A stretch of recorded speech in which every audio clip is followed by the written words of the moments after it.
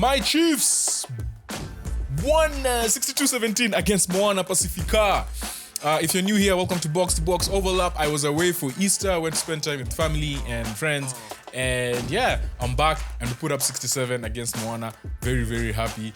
The highlight of the night, of course, is Damian McKenzie. I can't believe I am saying that I have watched this guy from his first career game all the way to him breaking records. And today, he broke the record for most career tries for the Chiefs. And he passes Sitiveni Sivivatu and now has 43 tries, rather 44 actually, because the 43rd try is the one that broke the record. And then Lelia Masanga with 38, Sean Stevenson with 34, and Liam Messam with 32. He did quite well to actually be up there. And then in terms of career points, he becomes the first Chief to break 1,500. He becomes the second New Zealander to hit 1,500 points. And he becomes the 9th player to get to 1,500 points. Pop quiz, can you tell me who the other 8 players are? I can tell you for a fact. Dan Carter is there, Moni Stein is there, and a player that plays for the Blues currently is there. So let me know in the comment section. But yeah, good on ya, Damian McKenzie. Yeah, this game was, Moana they just leak points. The way they drop off towards the end of games is quite sad.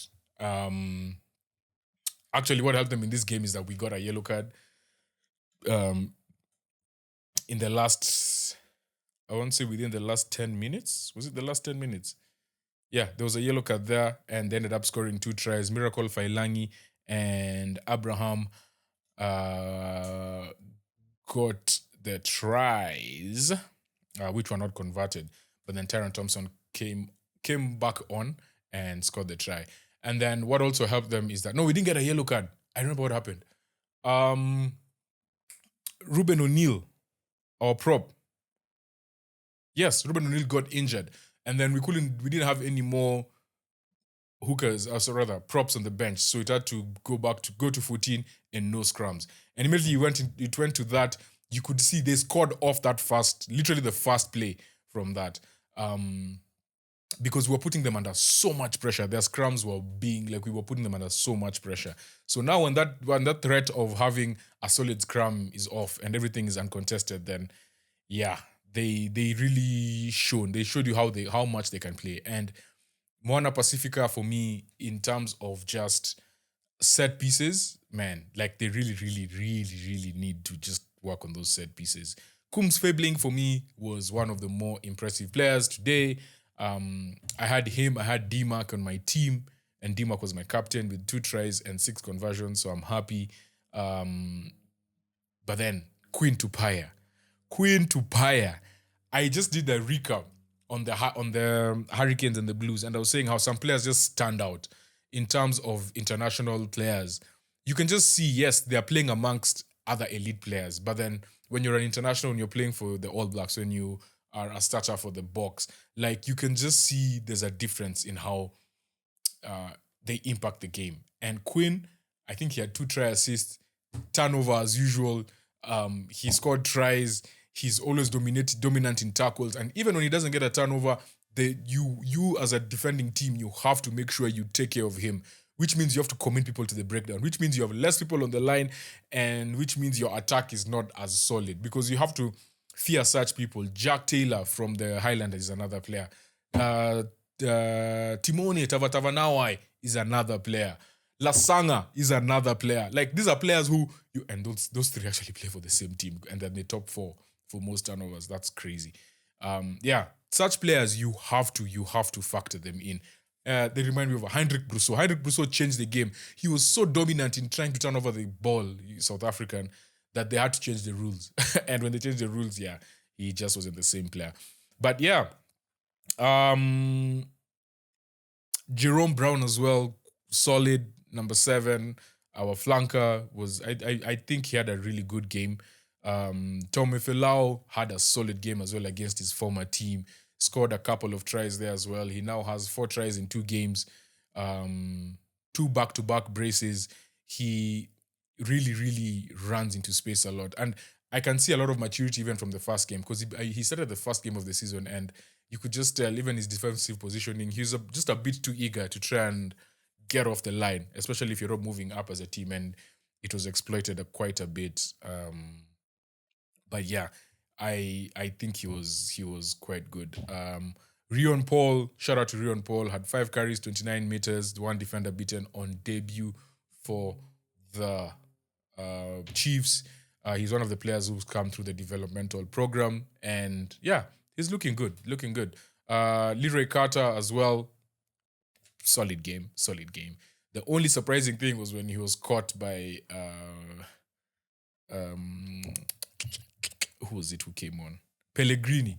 And yeah, they say that Leroy Carter is the fastest man in Super Rugby, but he was caught quite easily. And yeah, that was a bit concerning. But yeah, we just looked good. To be honest, this Moana Pasifika team, like everyone is putting up points against them. So it's more or less what we expected, what I expected. Solomon Alaimalo had a very brilliant try.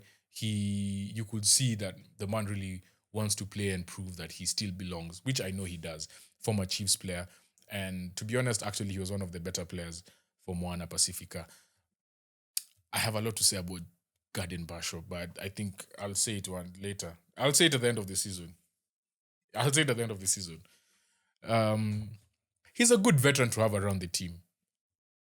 And I also need to understand why he keeps starting these games. Like, he's starting so many games and he's not impacting the game as much as when Pellegrini came on, you could see there was such a big difference. And I love Garden Basho, for real, because he reminds me of myself in some ways. Like, you look at him and me, we look like fat guys who can play, and then, yeah, you give us the ball and we can play. So, yeah. Yeah, Moana just need to do something about. I don't know. Another guy who came on, Sione. No, it wasn't Sione. It was Fitisa, number 19. There was one point where he got, like, you thought we got tackled. We were in our own 22. And then he just spins and he's a big man. And the thing with big men is you just touch them a bit, you expect them to calm down. And he just had like really brilliant flashes. Really brilliant flashes. The Kenyan in me is coming out. There's a line out which he stole. Like, Moana get the ball, they come down off a line out. They're trying to set up a mole, and he just uses his long arms to. He's a big dude, 23-year-old young guy, and yeah, it's good to see that type of talent is coming through the ranks. So I was quite impressed by him as well. And Cortez Ratima as well. Yeah, good game. Just keeping the defense honest, as always, like looking for those spaces, trying to attack them, faking that you're going to attack them. The thing about him nowadays that I see is he really picks his moments. He doesn't just attack any hole that he sees, especially as a 9, right? Because you want to make yourself available for the next track and the next breakdown. So Cortez, good job. Simon Parker, good job. Sami Penny now, solid as always. But after watching the Hurricanes, I think like Devon Flanders is going to remove him from the All Blacks. I don't know. I just have a feeling. But yeah, 62-17, I'll take it. Let's move on to next week. We take on the Hurricanes, the table-topping Hurricanes. We are currently in position.